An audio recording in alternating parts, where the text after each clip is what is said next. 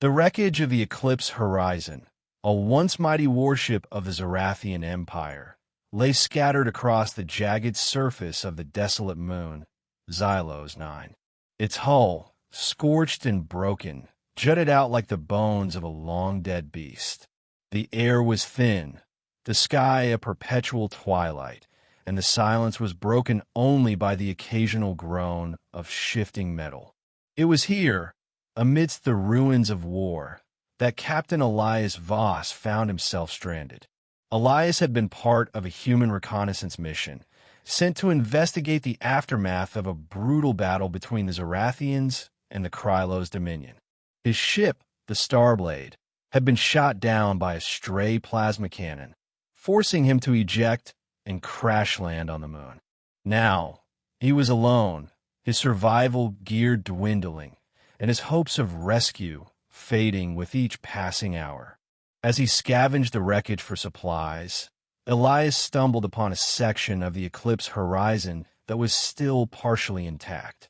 The interior was dark, the air thick with the stench of burnt circuitry and decaying flesh.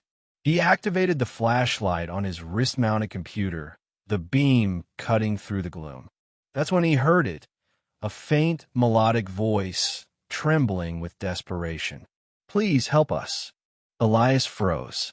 The voice was unlike anything he'd ever heard, ethereal, almost hypnotic. He followed the sound, his boots crunching over shattered glass and twisted metal. The beam of his flashlight fell upon a sight that made his breath catch in his throat. Two figures were chained to the wall, their bodies illuminated in the pale light. They were alien, but unlike any species Elias had encountered before. Their skin shimmered with an iridescent glow, shifting colors like the surface of a soap bubble.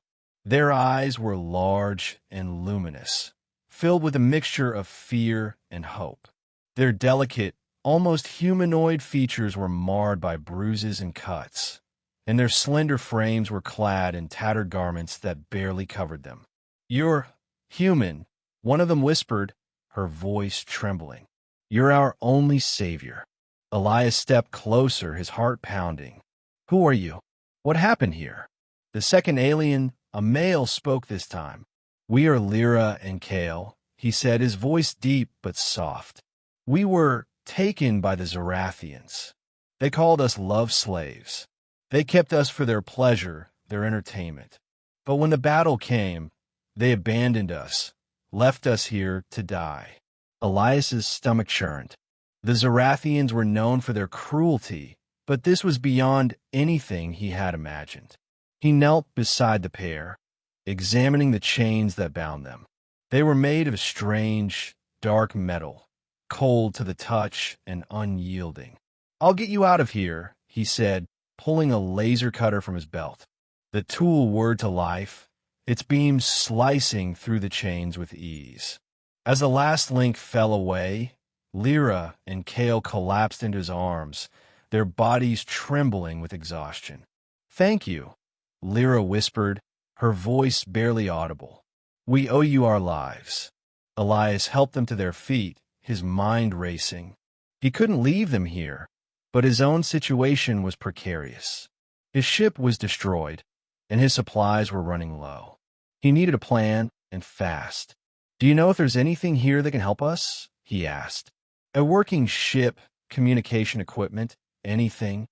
Kale nodded weakly. "There's a hangar bay deeper in the wreckage. Some of the smaller ships might still be functional." With Lyra and Kale leaning on him for support, Elias made his way through the labyrinth of corridors, his flashlight cutting through the darkness. The hangar bay was a mess, filled with debris and the remnants of destroyed fighters. But amidst the chaos, Elias spotted a small shuttle, its hull dented but intact. "That might work," he said, helping the aliens into the shuttle. The interior was cramped, but the controls seemed undamaged. Elias powered up the systems, relief flooding through him as the engines hummed to life. "Hold on," he said, gripping the controls. The shuttle shuddered as it lifted off, the wreckage of the Eclipse Horizon falling away beneath them.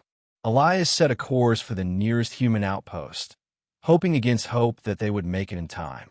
As the shuttle soared through the void, Lyra and Kale sat quietly, their eyes fixed on the stars.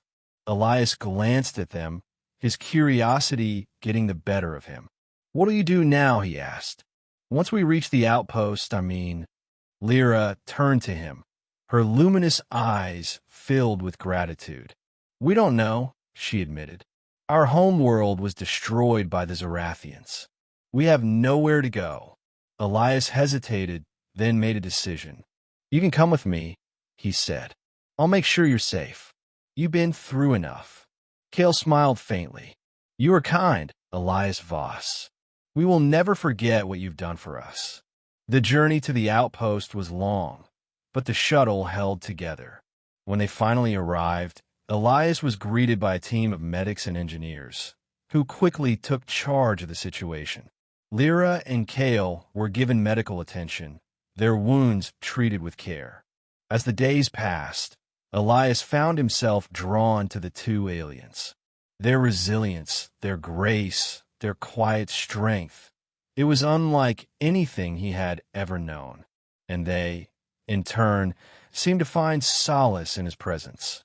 They began to open up to him, sharing stories of their lost world, their culture, their dreams. One evening, as the three of them stood on the observation deck of the outpost, watching the stars, Lyra turned to Elias. "You saved us," she said softly, "but you've given us more than just our freedom. You've given us hope." Kale nodded, his hand brushing against Elias's. "We are bound to you, Elias. Not by chains, but by something far stronger." Elias felt a warmth spread through him, a sense of connection that transcended species, language, and the vastness of space. He knew then that he would do whatever it took to protect them, to give them the life they deserved. In the weeks that followed, Elias worked tirelessly to secure a future for Lyra and Kale. He petitioned the human authorities to grant them asylum, and to his relief, they agreed. The two aliens were given a place to live, a chance to start anew. But their bond with Elias only grew stronger. Together, they explored the outpost, shared meals, and talked late into the night. Lyra and Kale taught Elias about their culture, their music, their art. And Elias, in turn, shared his own stories, his own dreams. One night, as they sat together under the stars, Lyra turned to Elias, her eyes shining. "We have a request," she said. "We want to stay with you, not just as friends, but as partners." Elias's heart skipped a beat. He looked at Kale, who nodded in agreement. "We've been through so much together," Kale said. "We can't imagine a life without you." Elias felt a surge of emotion, a sense of belonging that he had never known. "I feel the same way," he admitted. "I can't imagine my life without you too." And so, the three of them became a family, bound not by chains but by love. They faced the challenges of their new life together, their bond growing stronger with each passing day. Years later, as they stood on the observation deck of their own ship, watching the stars streak by in hyperspace, Elias reflected on how far they had come. From the wreckage of a warship to the vast expanse of the galaxy, they had found a home in each other. Lyra and Kale stood beside him, their hands intertwined with his. They had found their savior in Elias, but they had also found something far more precious, a love that transcended the boundaries of species, space, and time. And as they sailed through the stars, they knew that no matter what challenges lay ahead, they would face them together. For they were no longer just survivors. They were a family, united by a bond that could never be broken.